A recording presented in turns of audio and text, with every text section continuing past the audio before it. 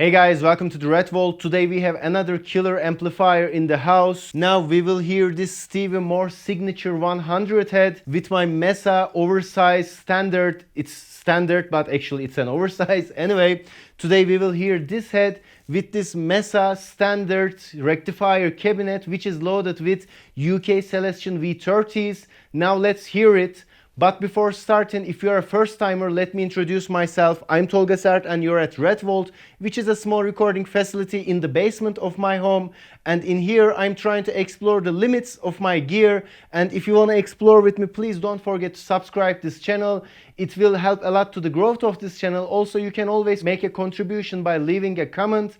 Thanks for all of this. Now let's return to the audio.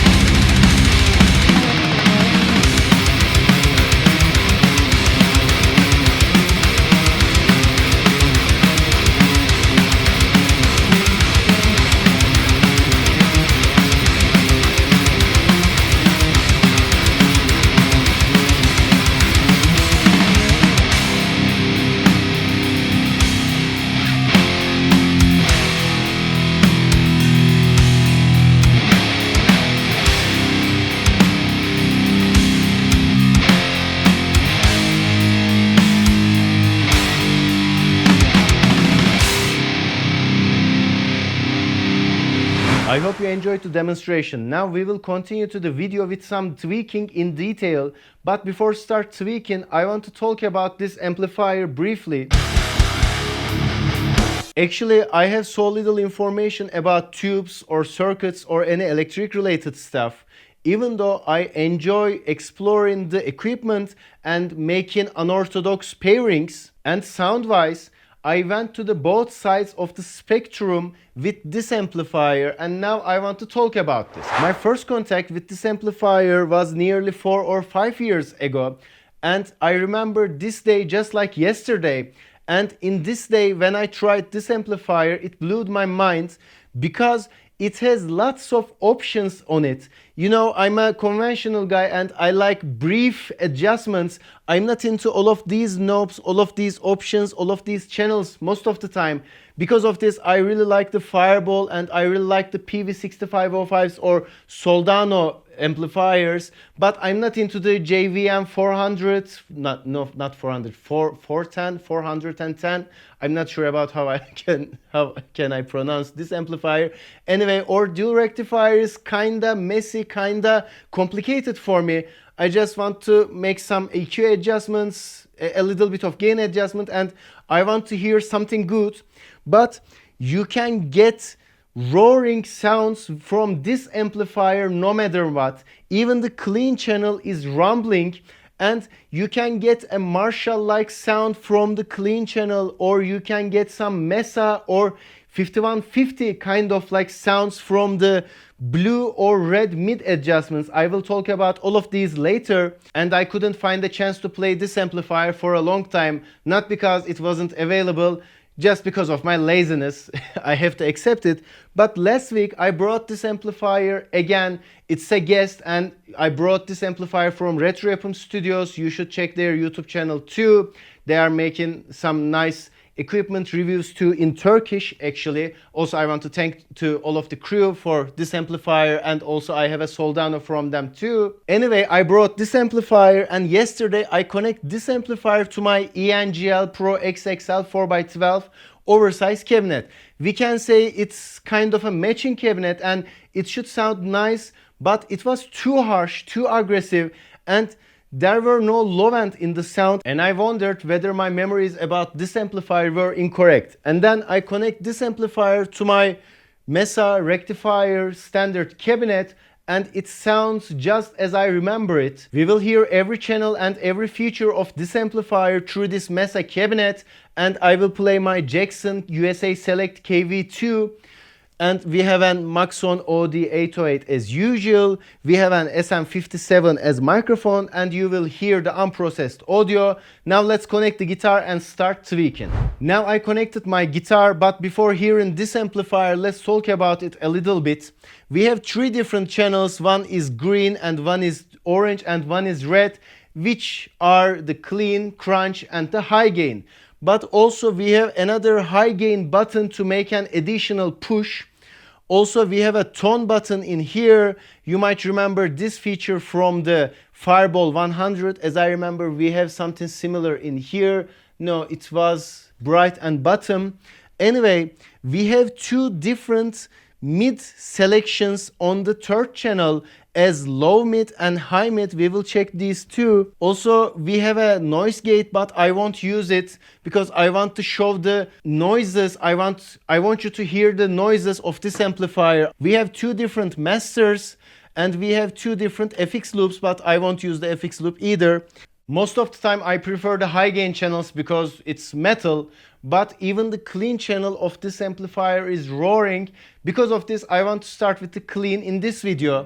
I already make the knobs as noon, and let's start hearing it.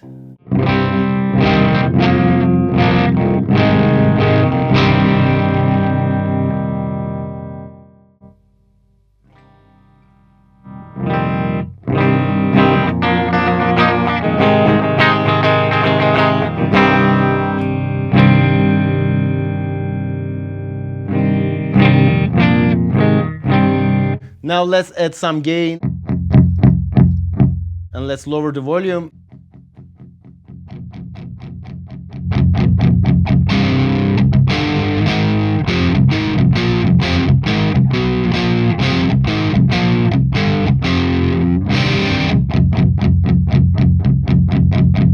Now let's open up the OD.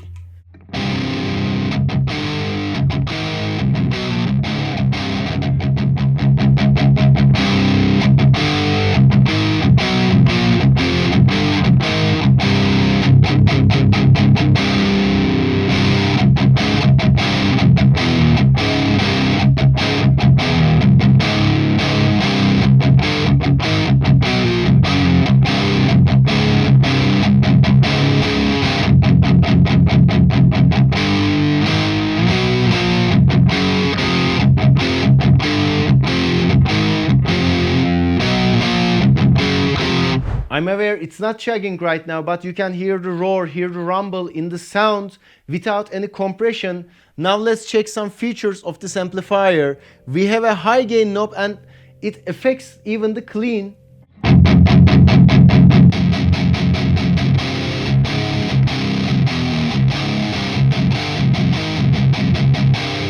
And let's close the OD.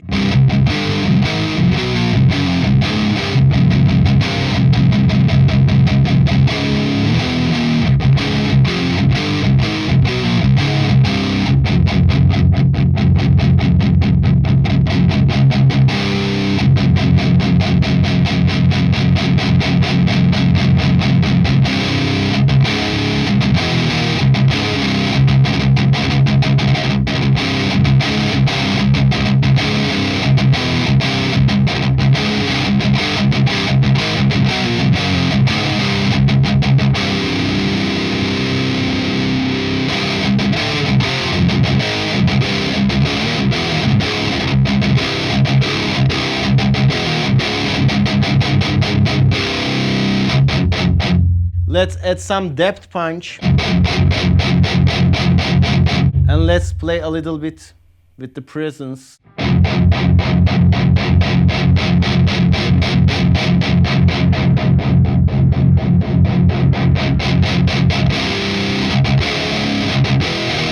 About the presence knob, if you want to get an in-your-face sound, I think you have to open the knob all the way up, because even with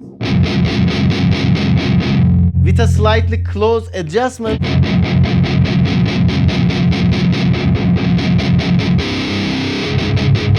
you kinda lose the punch, you kinda lose the in-your-face feeling of the sound.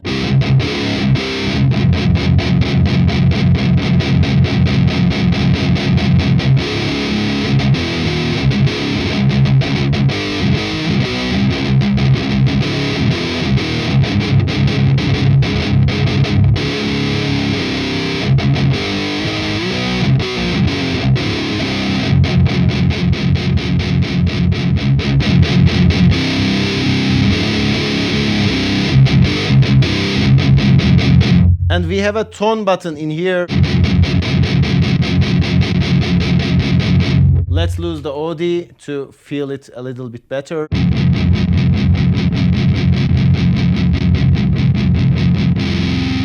I think it affects the high mids.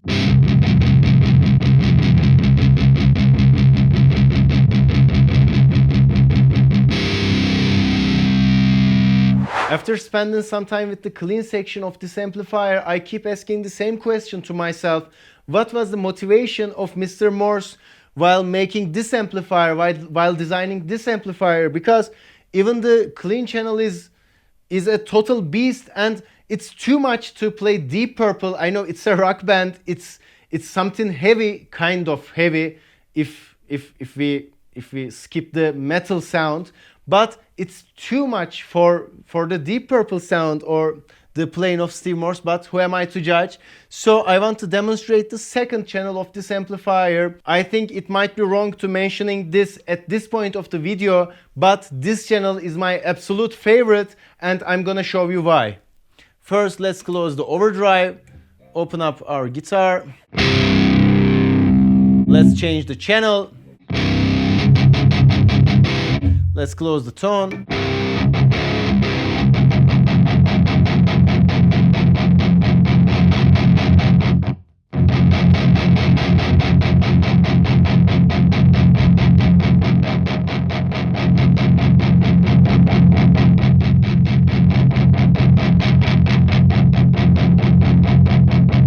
It sounds just like a crunch channel, but let's open up the high gain section.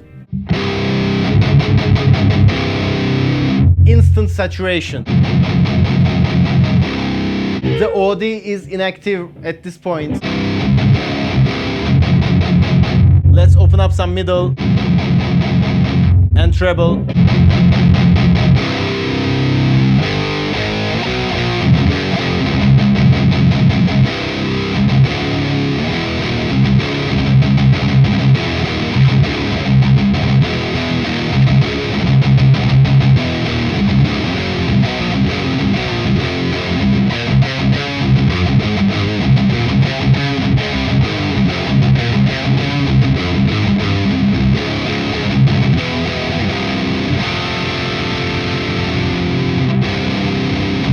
And let's check the tone on this channel.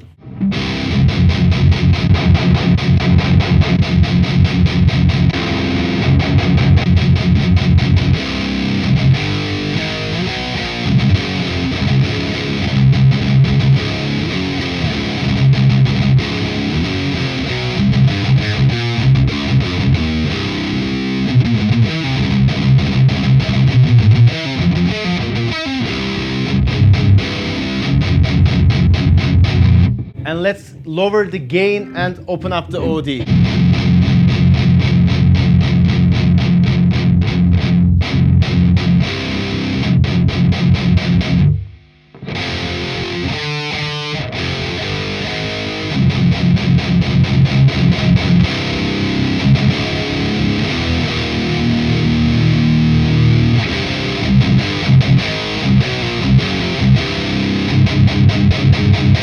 I think it's magnificent. You can hear the dynamics, you can hear the in-your-face sound with lots of saturation, but without any compression.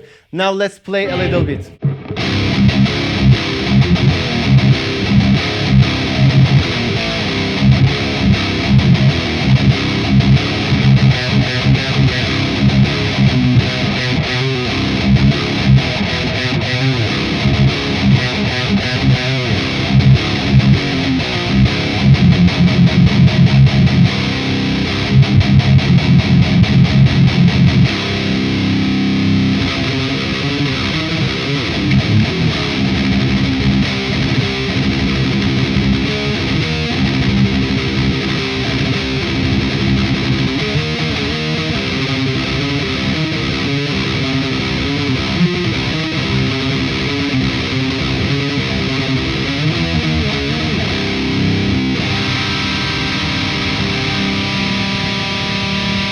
It's amazing. It's totally amazing. Now let's check the third channel. Let's close the high gain. Let's close the tone. We are on the third. Let's make it noon. But before starting, I won't use OD on this channel because I have a technique to adjust the gain level of the amplifier while there's an overdrive. Most of the time, I open up the gain channel, gain knob, and I'm looking for the noise.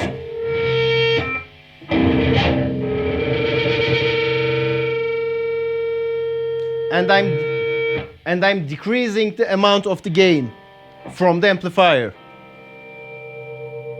But it's still in there. Let me demonstrate on the second channel. As you can see, there is no noise. Now we have it.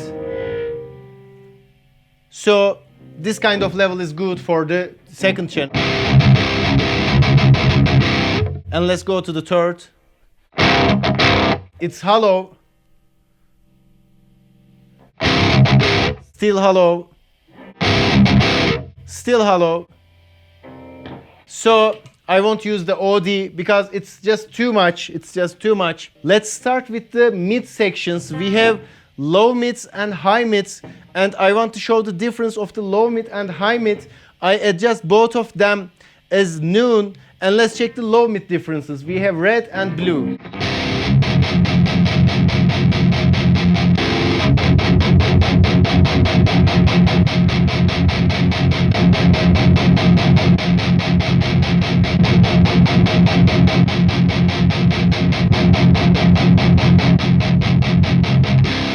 And let's check the high mid.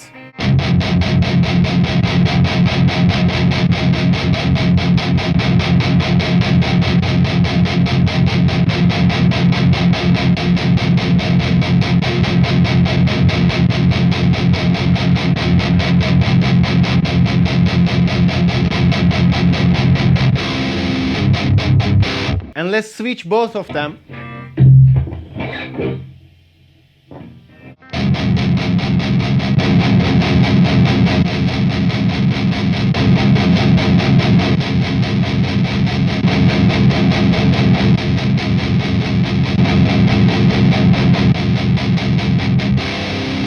And let's switch them while one of is red and one of is blue.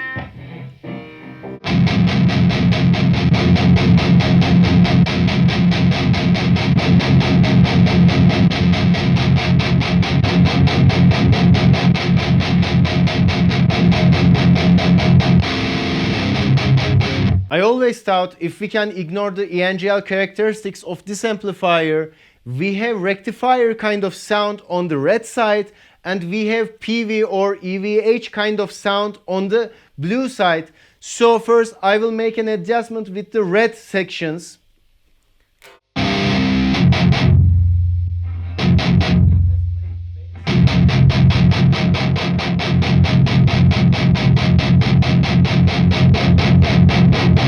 We have low mid.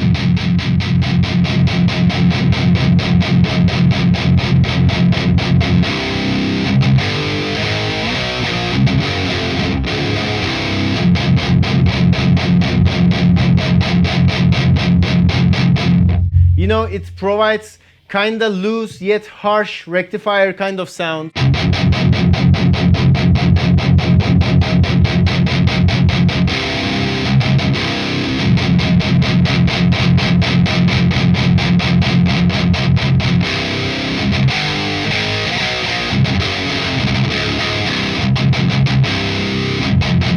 And let's open up the high gain.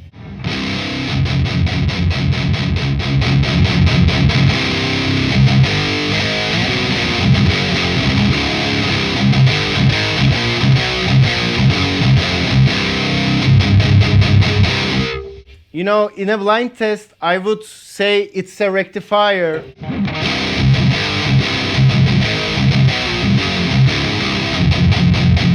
And let's open up the tone.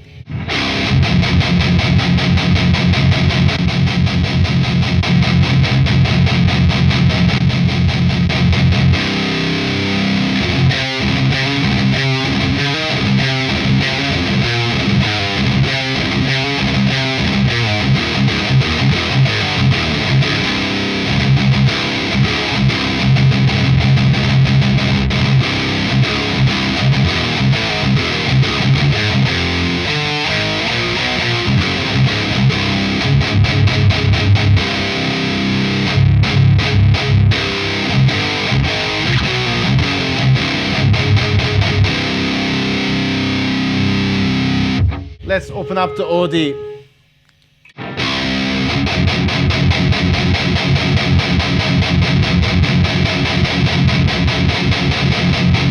You know, it's useless.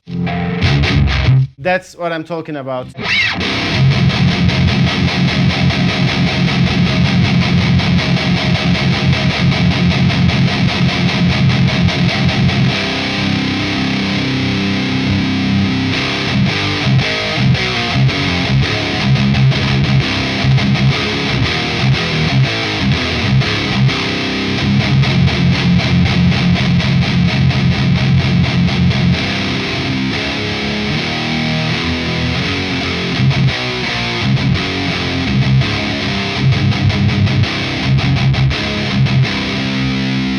And let's check the blue sides. We have to lower the volume.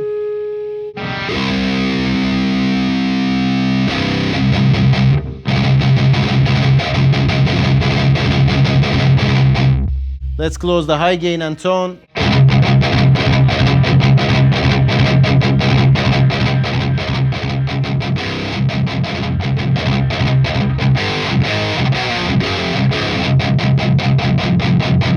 Let's give some OD.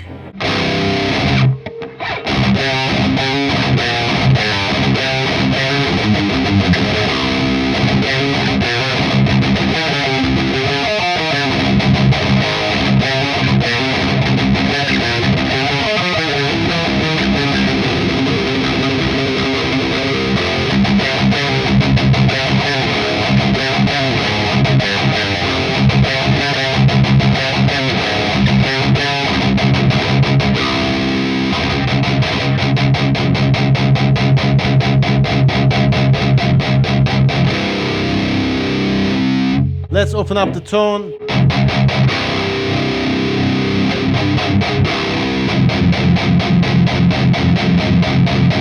And let's open up the high gain.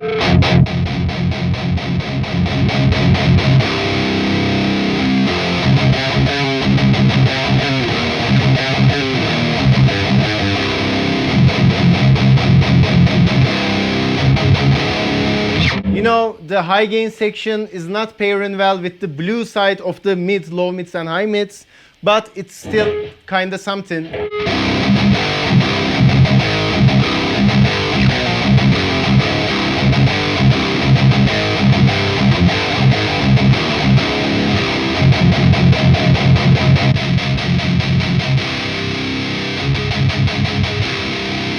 So I switched to the red side of the middles from blue, and the high gain section, high gain button instantly pushed a significant side of the spectrum. Let's check it again. Here's the blue.